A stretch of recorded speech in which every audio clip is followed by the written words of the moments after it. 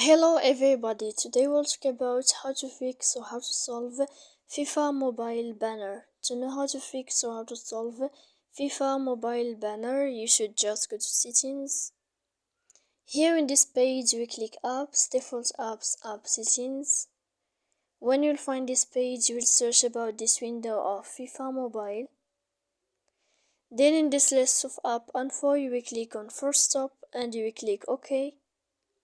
Here we will enter to storage.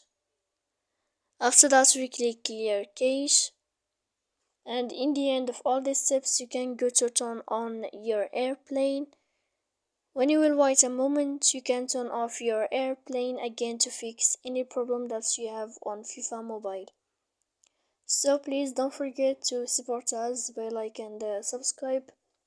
See you next time in another video, and thank you for your attention.